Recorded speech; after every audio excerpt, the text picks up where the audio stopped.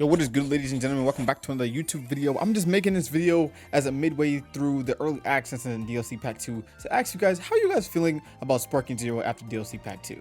Now, I have some reasons why, but I want you guys to sign off in the comments on how you guys are feeling on the state of Sparking Zero after DLC Pack 2 has now dropped. Now, what do you guys think of DLC Pack 2? Me, DLC Pack 2 is honestly, upon our first initial introduction to it, it was like mid-tier, and it was like, okay, yeah, this is whatever, but I have to say, I'm having a little bit more fun with this DLC than I was with DLC Pack 1. Now, is that to say that it's objectively better than DLC Pack 1? I don't know, it's a tough call, but I think that, in my opinion, it's a little bit more fun and a little bit more, has more replay value. Let me show you guys what I mean. Having low DP characters, but having Vegeta and Goku the way they are, having those low DP characters, but still having some moves and movesets that are really different and unique, and still actually pack a punch, actually seems to resonate with me more. Vegeta Super Saiyan 3 only goes up to like DP 7, and I think Goku was a DP 6, I believe. So like those two characters, they're not OP. The last DLC we got Beast Gohan, who was like pretty much the pride and joy of that DLC. He was like the most OP character. When you put him against somebody like Ultra Instinct, you kind of needed somebody to counteract the cheese and stuff, the OPness, or just the overpoweredness of the actual game itself. With that being said, though, this DLC doesn't have any like OP characters. I haven't even seen anybody like cheese with these characters, really, unless you're like using Glorio and you actually know how to use your, paralysis skills or whatever like that. But I wouldn't even call that cheese. I think that this character pack has the most diverse set of characters we've ever gotten in Sparking Zero. Now, of course, say ever gotten is only second. It's only the second pack, obviously. But I think that they put a little bit more love into this pack than they did with the last pack. The last pack was a little bit of copy and paste of the characters. Piccolo, Gohan, we already played them, and they didn't really feel too different. Along with maybe just like difference. There was a difference between Gohan and Beast, yeah, but it was like, it wasn't really like, it was fun to play the characters and experience the new animations. But I think DLC Pack 1 was more so like a content pack of like just more so flashy animations. It was more flashy than it was technical.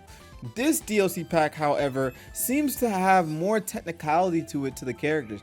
All three of Vegeta's forms are different. Vegeta Mini is like playing a completely different character when you put Super Saiyan 3 in the mix, or Super Saiyan 1 or 2. Goku plays entirely different than his base forms and even his adult forms. Pansy is actually really a unique character in the actual set and the actual pack that I actually really kind of was surprised that I actually enjoyed. I was trolling with her at first, but she actually has some cool things like her wasabi bomb and stuff like that you can incorporate to your gameplay. Don't get me started on Glorio and his saucy nature. He just has a lot of sauce. I don't even think he packs much of a punch, but there's a lot of sauce and he has a lot of mechanics that you can use to your advantage to get the upper hand on the opponent. And then last we have Majin Buu, who hasn't really been my favorite, but he's actually been loved by a lot of other people in the Sparking Zero community, and it has actually taken the cake when it comes to like the favorite players. I think Majin Buu and Vegeta on the top of the list. Again, with all that being said, the DLC pack kind of made everything before it a little bit like, it kind of made the DLC pack 1 a little bit like, I guess we put too much expectations on it. This DLC pack seems to be a pack that really represents what they're trying to do. It came with a free patch, every DLC that comes out with these Dragon Ball games comes with some sort of free patch, and so I count the DLC as that. It is downloadable content. So the free patch that coming with this DLC was phenomenal, absolutely perfect, damn near perfect. The tracking abilities, the way you can use your Dragon Dash and Z-Burst dashes now, the back dashing being slow, the different sound effects you can add, the BT3 sound effects now, things like that, incorporating those splash of life things to some good technical characters created a nice mix. So for me, you had a mid DLC with a good patch. That, for me, makes this DLC a little bit higher, in my opinion, or even on par with DLC Pack 1. DLC Pack 1 did launch with a patch as well, but it launched it with a patch that kind of was, it was kind of a patch that was already needed. It was, the patch that came with DLC Pack 1 was kind of one of those patches that was like, all right, we kind of already needed this, but it was great that you listened to the community. This patch was more so like, this is something that really is an issue. We need this now, and they fixed it immediately. Technical issues, mechanical issues, things like that. And so I really want to emphasize with you guys that if you look at this pack a little bit differently, again, I'm not trying to hype the pack up to say that this is like, oh, this is a hype pack. It's not a hype pack, but it's a decent pack. It's a good pack. And ladies and gentlemen, this pack is only $10. Only $10. So with all that being said, I really appreciate the love and care that they took with actually providing the price drop, because last pack was just too much. I appreciate that part, and they actually noticed that, and they actually are listening to the fans. So again, I want to kind of reiterate everything and then go into like the last half of this and say, like, DLC Pack 2 shows and represents what the devs are trying to do.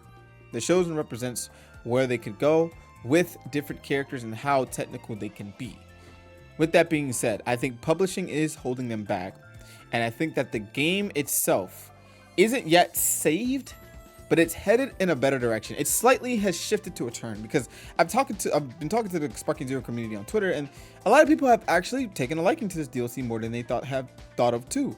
They're starting to notice that I think the patch is what's really pulling the DLC, but in a way, it's still like, okay, this is actually pretty good. Like, a lot of people are actually saying that they can stick with this until DLC Pack 3. I don't really see anybody complaining as much. They might be complaining about the overall, like, you know, pack as far as, like, you know, maps. We should have got maps. That's the main thing I've been hearing the complaints. We need maps. I agree. We need a map pack. We need some sort of map pack or something.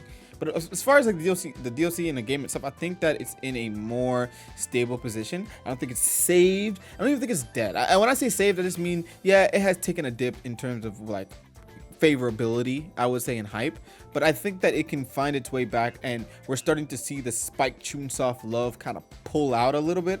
Now that Bandai is releasing other big titles, they're starting to give them a little bit more leeway, and we're gonna get to that Xenoverse period where Xenoverse was dropping bangers after bangers after bangers because Bandai had allowed them to actually put their DLC out and gave them time. It really be these publishings that really push these devs to really push their time limit and their quotas, and to get these DLCs and even games entirely half-assed out. And so I think that as time goes on, you'll start to see Spike incorporating the things that they wanted in the beginning. Let me know what you guys think of the state of Sparking Zero after DLC Pack 2 and its latest patch. What are your favorite things from the patch, and what are some of your favorite things from DLC Pack 2? Again, I love Vegeta. Vegeta is my favorite character. I've been trying to get his character rank to Z rank.